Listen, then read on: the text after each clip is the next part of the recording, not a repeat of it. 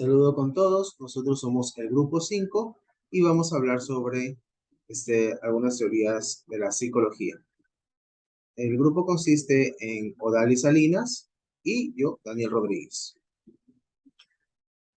¿Qué es lo que vamos a ver? Vamos a revisar lo que es el estructuralismo, el funcionalismo, el conductismo y el psicoanálisis. La psicología y sus teorías psicológicas.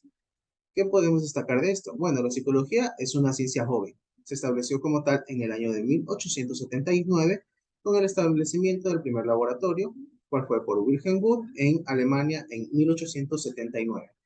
A pesar de ser una ciencia joven, ha tenido bastantes enfoques para explicar con diversas teorías sobre lo que son los procesos mentales, la mente-conciencia, la conducta y el comportamiento. El estructuralismo. El objeto de estudio del estructuralismo es la estructura de la mente-conciencia, el cual se determina de las leyes que expliquen mediante la combinación de elementos mentales, los cuales pueden convertirse en experiencias más complejas. Entre sus principales representantes tenemos a Wilhelm Wundt y a Edward Titchener. En sus postulados teóricos podemos destacar como principales su base epistemológica, el cual es el positivismo. También podemos decir que se fundamentó en el elementalismo y el asociacionismo. El factor unificante del proceso mental es la apercepción. Ellos usaron como método de análisis la introspección para explicar la experiencia interna consciente mientras el usuario receptaba estímulos. Todo conocimiento debe ser resultado del empírico, según el estructuralismo. Y estudia lo que es la experiencia inmediata, y destacaban que la mente y la conciencia no tenían una relación dualista con el cuerpo. Entre sus conceptos podemos destacar lo que es conciencia, que se interpreta como una vivencia o como una explicación entre la realidad y los elementos que la componen. También podemos ver que percepción es el conjunto de sensaciones seleccionadas por la atención, a las que nosotros asignamos un significado según el estructuralismo. El significado, en cambio, es un conjunto de imágenes, procesos mentales y sensaciones presentadas en un contexto. Y pensamiento, que es una cadena de imágenes conectadas por la asociación.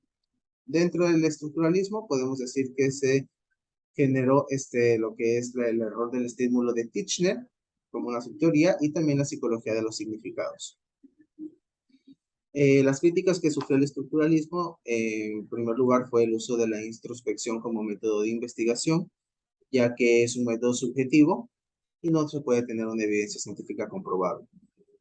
No tenía recursos para validar sus investigaciones y además no se podía aplicar a la vida cotidiana porque eran pruebas realizadas en laboratorios. No contribuyó a explicar lo que fueron procesos mentales complejos, como son los que intervienen los sentimientos y las diferencias de cada persona. Y tenía un enfoque biologista, porque estaba muy enfocado en lo que era el psiquismo humano.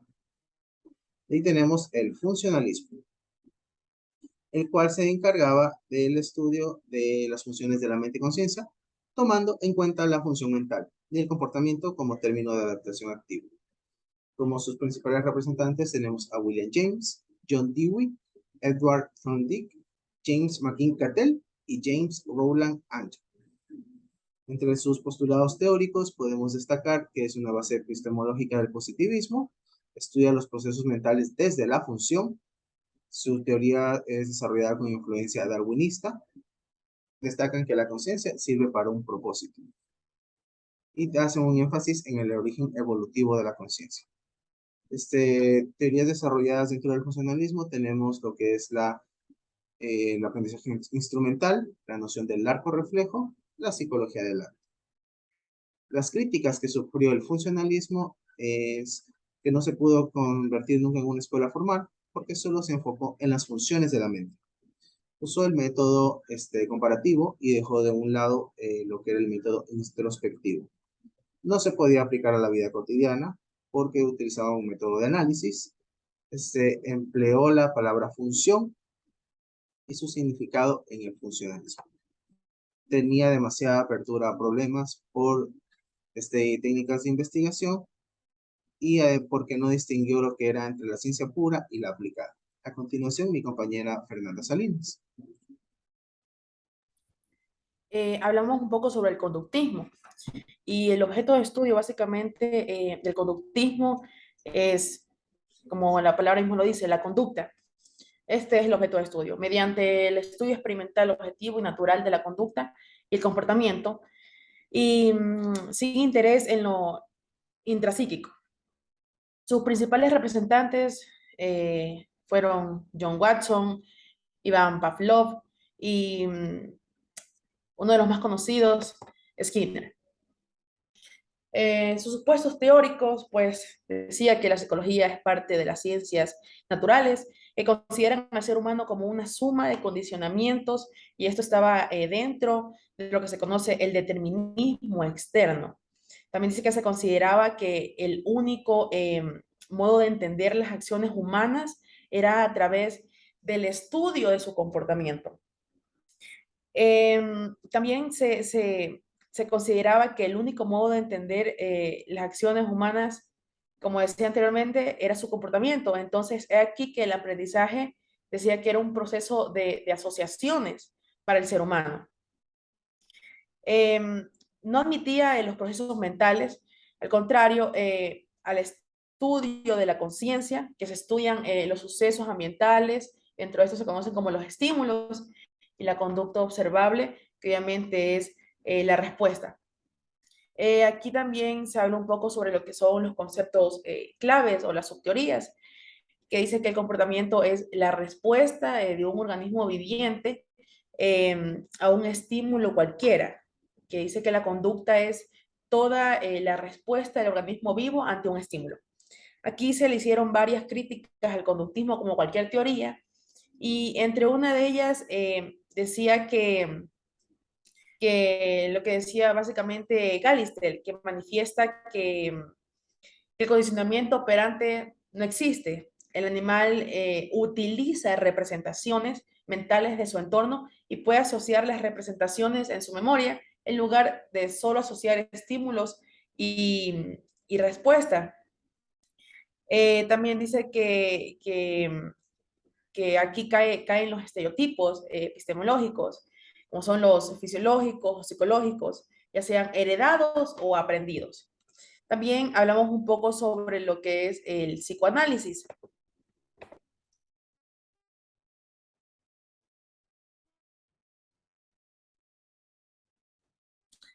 Básicamente, el objeto de estudio del psicoanálisis es el inconsciente, en su naturaleza sexual, impulsos biológicos.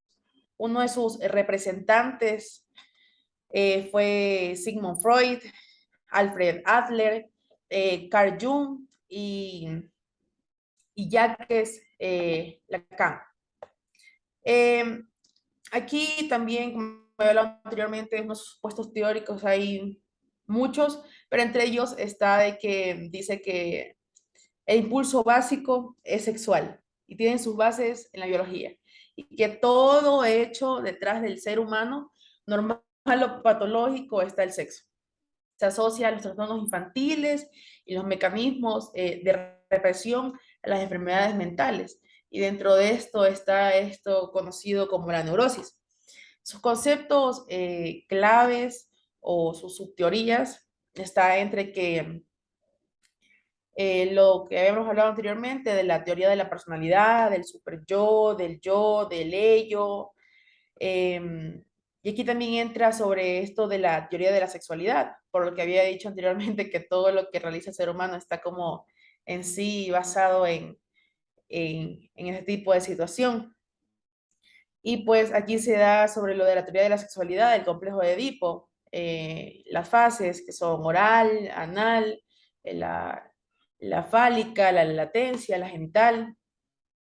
Y pues esta teoría no se podía quedar atrás con las críticas. El psicoanálisis también tuvo muchas críticas. Entre ellas decía que Karl Popper denominó como pseudociencia porque viola el principio de falsibilidad. Decía que aquí se critica la denominación del ello, del inconsciente. Y por último, que había algo que criticaban, que era lo del método de la herméutica, que pretende crear la teoría absoluta al generalizar aquello.